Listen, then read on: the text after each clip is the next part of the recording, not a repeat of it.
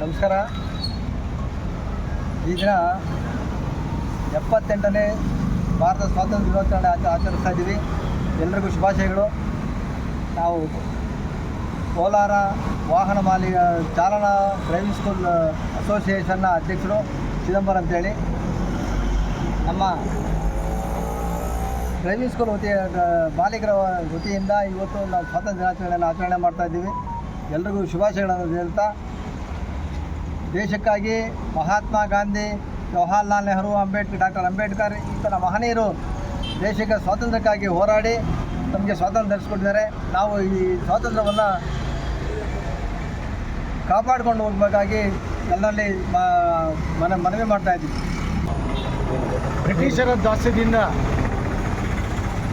ಅನೇಕ ತ್ಯಾಗ ಬಲಿದಾನಗಳ ಪ್ರಯತ್ನದಿಂದಾಗಿ ಭಾರತ ದೇಶಕ್ಕೆ ಸ್ವಾತಂತ್ರ್ಯ ಬಂದು 78 ವರ್ಷಗಳಾಗಿದೆ. ಇಡೀ ದೇಶದ ಜನತೆಗೆ 78ನೇ ವರ್ಷದ ಸ್ವಾತಂತ್ರ್ಯ ದಿನಾಚರಣೆ ಶುಭಾಶಯಗಳನ್ನು ಈ ಸಂದರ್ಭದಲ್ಲಿ ಹೇಳಕ್ಕೆ ಇಚ್ಛಪಡ್ತೀನಿ. ಇದೊಂದು ಮಹತ್ವಪೂರ್ಣವಾದ ದಿನ. ಭಾರತ ದೇಶ ಅಮೃತ ಮಹೋತ್ಸವದ ಕಾಲದಲ್ಲಿದೆ.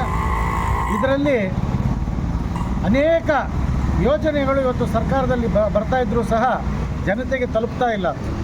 ಬಹಳ ಮುಖ್ಯವಾಗಿ ಕಾಲಕ್ಕೆ ಮೋಟಾರ್ ವಾಹನ ಕಾಯ್ದೆ ಪರಿಷ್ಕರಣೆ ಆದಮೇಲೆ, ಅದೇ ರೀತಿ ಭಾರತೀಯ ದಂಡ ಸಂಹಿತೆ ಪರಿಷ್ಕರಣೆ ಆದಮೇಲೆ ಇವತ್ತು ಜನತೆಗೆ ಅದ್ರ ಬಗ್ಗೆ ಅರಿವು ಮೂಡಿಸುವಂಥ ಕೆಲಸ ಇಲಾಖೆಗಳ ವತಿಯಿಂದ ಮಾಡಬೇಕು. ಯಾಕೆಂದರೆ ಜೀವ ಅಮೂಲ್ಯ. ಈ ದೇಶದ ಪ್ರತಿಯೊಬ್ಬ ಪ್ರಜೆಯ ಜೀವ ಅಮೂಲ್ಯವಾಗಿರೋದ್ರಿಂದ ಈ ಅಮೂಲ್ಯ ಜೀವ ರಕ್ಷಣೆಗೆ ಅತ್ಯಂತ ಮಹತ್ವವಾದಂಥದ್ದು ಮೋಟಾರ್ ವಾಹನ ಕಾಯ್ದೆ ಮತ್ತು ಭಾರತೀಯ ದಂಡ ಸಂಹಿತೆ ಕಾಯ್ದೆಗಳು. ಈ ಕಾಯ್ದೆಗಳ ಬಗ್ಗೆ ಅರಿವು ಮೂಡಿಸಬೇಕು.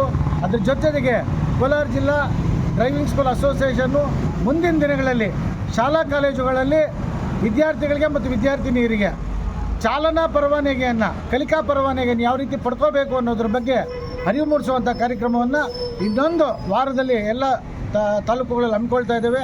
ಅದಕ್ಕೆ ಎಲ್ಲರೂ ಅದರ ಪ್ರಯೋಜನ ಉಪಯೋಗಿಸ್ಕೋಬೇಕು ಅಂತೇಳಿ ಈ ಸಂದರ್ಭದಲ್ಲಿ ಇಚ್ಛಪಡ್ತೀನಿ.